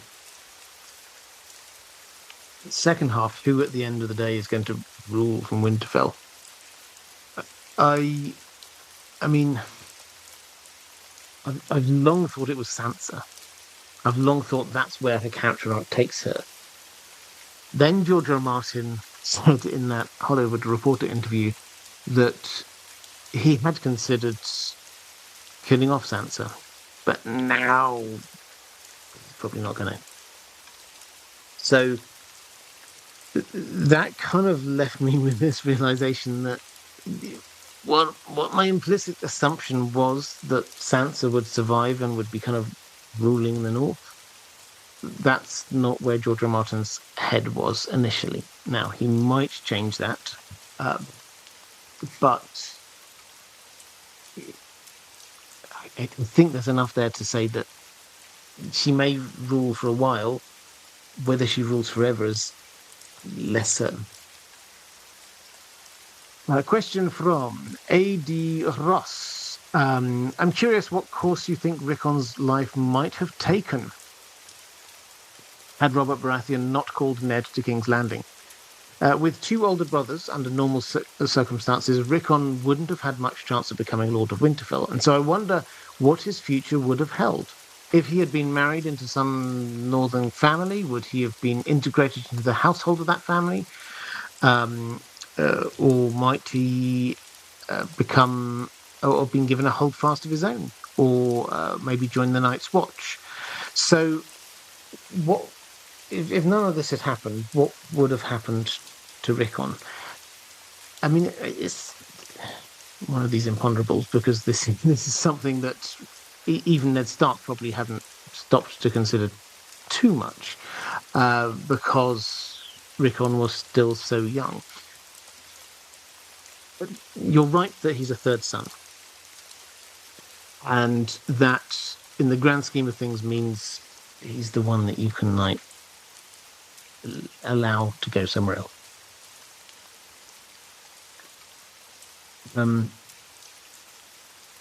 A key factor in this is that Rob, because the age gap is significant, Rob, his older brother, would almost certainly have had children by the time that Rickon kind of reaches the age where he needs to make a decision needs to be made about him. And Rob having children was important because that pushed Rickon or would have pushed Rickon even further down the line of succession. So, as it stood, you had Rob, and if Rob died, next in line was Bran. If Bran died, next in line was Rickon. So he was second in line to the throne, to Rob. If Rob had two children, then suddenly Rickon's down to fourth in line to the throne. So his importance as a Stark in Winterfell was significantly diminished, and would have been significantly diminished quite soon. So what would have happened to him? I mean, I think you're right about the general possibilities. I mean, you could also send him to the Citadel to become a maester, but he doesn't really seem the sort for that. To go up to the Wall, yeah, maybe. I think that's one option. I think probably he would have been married off to some family in the north to just reaffirm the Stark ties. So I don't know, but if I had to guess, that's probably what was going to go on. Okay, I think, I've got 3 more questions, then about A Song of Ice and Fire, but then not about Rickon. So if you've got any Rickon questions, now is a good time to drop them into the chat.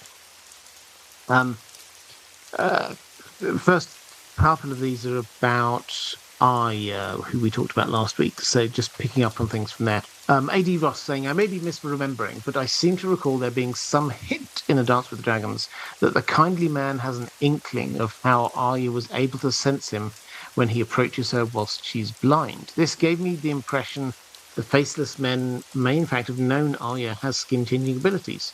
So I think a better form of the question I was trying to get at last week would be to would be, do the faceless men know about skin-changing abilities, and do they suspect or know that Arya has them? And if so, when might they arrive at this knowledge?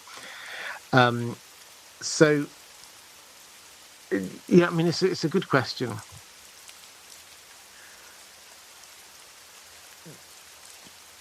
As far as we know, at no point has a faceless man seen Arya skin changing. I mean, when she looked through the eyes of the cat, yeah, there was a faceless man there, but it wasn't her kind of spraying her eyes shut and willing something. It's just a thing that happened. So, did they know when they recruited her, when Rickon recruited her, did he know that she was a skin changer? I don't see how he could, is the short answer. Might the faceless men in Bravos know? Possibly. I mean, and when I say possibly, we get a kind of a throwaway comment that when she's asleep, she kind of growls like a wolf sometimes because she's having these wolf dreams, which may well have got them kind of thinking. They know her background. They know that she's a Stark, for example. So if even they will know without any extra knowledge, the Starks, they're close with the wolves, right? So would they know that she's a skin changer? No. I mean, that one moment when she goes into the sees through the cat's eyes. She was asked direct, how did you know? And she says outright, I saw you. She doesn't say, because I was looking through the eyes of a cat. The context for this is that this whole bit is that she's been made blind. And they are trying to teach her, and they kind of picked up on this in the TV show, but not exactly the same extent. They're trying to teach her to rely on more of her senses than just sight, particularly if somebody's going to come and try and attack you. So that's what's going on there, basically. The second half of your question was,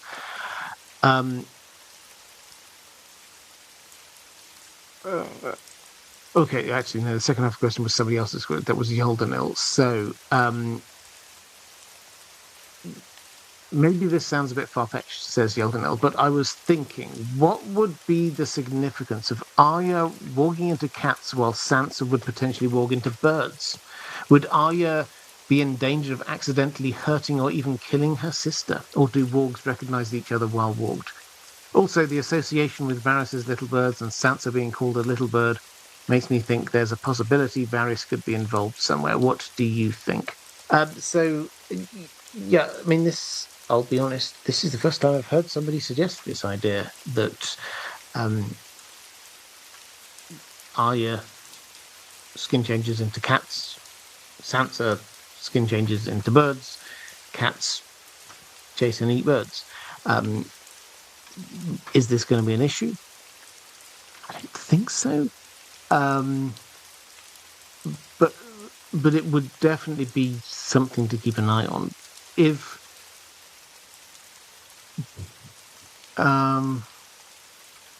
if Arya does keep up with the cat thing, I think this is potentially an issue. But when I say keep up with the cat thing, is that she doesn't, even in the pre-release chapter you have from the Winds of Winter, she doesn't at any point think to herself, "Oh, remember that time when I skin changed into a cat?" It's like she's actually gaslighting herself in all of this. It has to be said, is that if you read that Mercy chapter, the pre-release chapter of the Winds of Winter, um, when she wakes up, she has this. She's sleeping. She has this wolf dream, and then she wakes up, and she's immediately calling herself Mercy, as if to tell herself her identity. And then what does Mercy do here? Oh, Mercy now does this.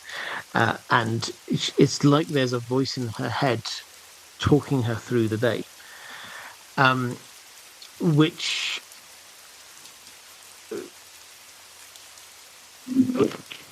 Sorry. Big sound thing going on there. So she does. I've kind of lost my train of thought here, but yeah, I'm sorry, I've lost my train of thought completely there with knocking over my microphone. I think the headline here is that Arya does not think of herself as a. She's kind of. Oh yeah, here we go. So she was. She's kind of gaslighting herself into thinking that she doesn't have the Starkish stuff going on. She doesn't have the skin changing stuff going on. She needs to learn that in some way. Or if she doesn't, then she's just going to carry on just doing it instinctively and automatically. I do not think that she would be able to be skin changing into a cat that goes hunting for a bird at the moment. Let's put it that way. Last question from my patrons. Oh, actually, John Greenwood, just a quick question saying, "You're the best, Robert." Thank you very much. Rickon is my favourite Stark. I hope he makes it through the series. Would be too cool if he made a Wild Wolf's Blood Stark cadet branch. Yeah, so I think there's a non-zero chance. I kind of like we talked about the Shaggy Dog story thing earlier, but I think there is a non-zero chance that he survives. He's quite near the top of most people's lists, I think, of central characters who could die. But George R. R. Martin, he does like defying expectations. You kind of read, you hear it when he's like answering questions about when people are saying, "Oh, this is going to happen," or "because you've always done that, that's going to be." He kind of gets this little wicked glint in his eye when he's sort of saying, "Yeah, Joe, now I've established this as what happens. Maybe I'll change it." So I think it would amuse him, the idea that perhaps this character who everyone assumes is a Shaggy Dog story actually turns out to get through it all, actually survives. So yeah, I think it's a non-zero chance. So last question from my patrons. Ranabim Mitra talking about the stage play, the Song of Ice and Fire stage play, which is going by the name of Game of Thrones, The Mad King. Now, I've talked about this a lot because I'm very excited by this. I don't think it's putting it too strongly to say that this is going to be the biggest lore drop since Fire and Blood. And it may be even more. In terms of the main A Song of Ice and Fire story, this is set around the turning at Harrenhal, and so many things happen then.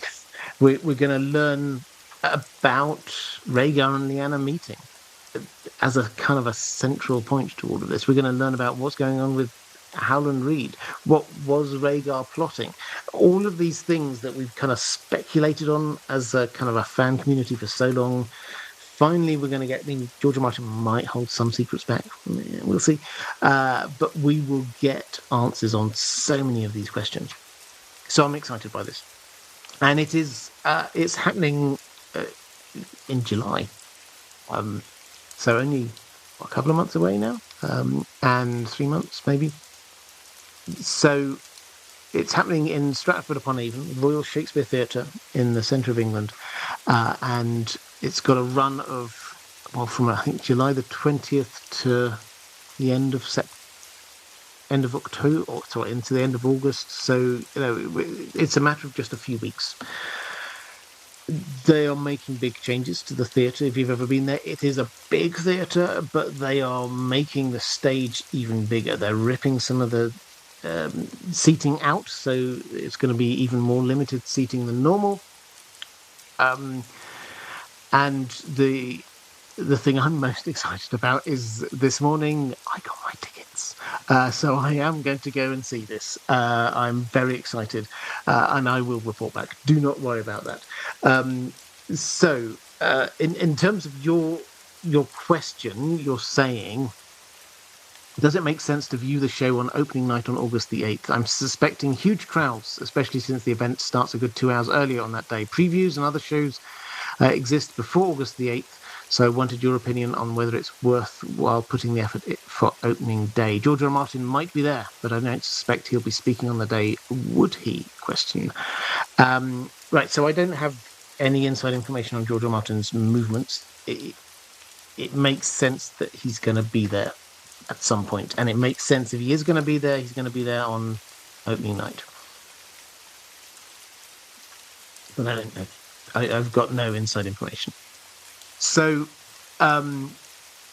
as for dates, so July the 20th is the first public day. Now, I'm given to understand that there are a couple of private viewings before that, which is, this isn't anything too surprising. This is a chance for things to go wrong. Frankly, this is going to be a complicated production. This is taking place at a tourney.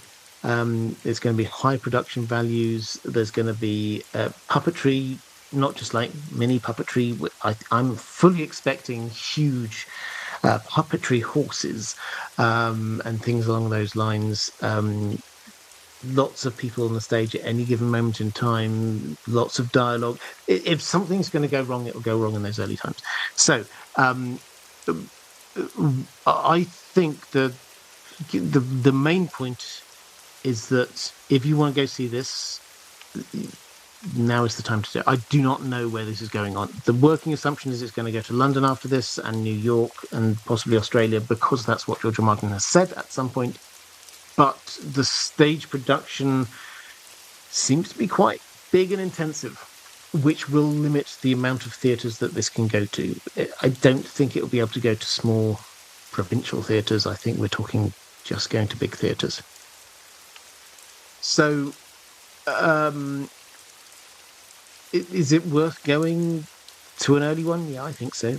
I think also it depends on if you want things spoiled for you. I'm pretty sure no matter what happens, that within 24, 48 hours of the show, what's in there will be out on the internet. So if you don't want it spoiled, then yes, it's probably a good thing to get an early ticket. And I just generally, I'll say what I've said before, Stratford's a lovely place. It's worth a day trip if you've never been. It's a great theatre, but it's a beautiful little town, Shakespeare's birthplace. You can go look around, where he grew up as a child, the church that he used to go to. There's some fantastic, very old pubs, lovely little restaurants. River, you can go on little boats up and down. It's a lovely little place for a little day trip. So I would highly. I'm not here as part of the Stratford-upon-Avon Tourist Board, but I think it's a great place to go. So, I would just encourage you, if you want to, go get tickets. Right, absolutely. Let's go for a quick flick through the chat. Secret Agent saying, just stopping in to say thanks to Robert for the excellent videos. Thank you very much. I appreciate that. Reflective Ramblings saying not quite dress rehearsal, assume benefactors press, etc. Yes, so I mean the couple of private viewing days, I don't know exactly how they call it, but that's exactly what I'm thinking, is that it's that it will be a dress rehearsal, but also it will probably be a recorded version. They recorded everything that happens in the Royal Shakespeare Theatre. They do video record for posterity. So there will be a recorded version, and yes, there will be definitely press involved. They will get invites to come and watch it, and hey, maybe that's when George R. Martin will go there. I suspect that as part of the promotion for this, he will turn up, have pictures with the cast, etc. That kind of makes sense.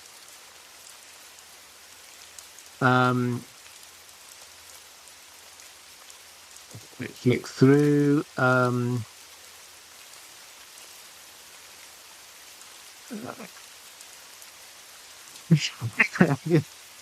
Reflective Rambling, yeah, whispering, I got tickets. It does, I know it won't make you less jealous, but yeah, I was very excited. Let's put it that way. Okay, so I think with that, let's just say what's happening next week. We will carry on with this series of videos looking at the Starks. I think, shall we do Bran next week? Either Bran or Rob. Let's do Bran. So we'll do Bran next week, then Rob, then maybe a Lord of the Rings one, then maybe we'll do John. How's about that for future planning? I don't normally think that far ahead with these live streams, but that's me trying to get ahead of these things. So next week, that's what's happening. Keep an eye on the main channel. Normal service on videos is going to be happening there. On this channel, I'm hoping to get some short form content up soon. I've been saying that for quite a while, but yeah, I certainly got a lot of stuff. I went to Salute, which is Europe's largest wargaming convention, the other day, and I got a lot of little bits of video. They had a fantastic little Battle of the Five Armies game going on, and a whole load of other good stuff. So I might get some shorts out of that. They will be on this channel.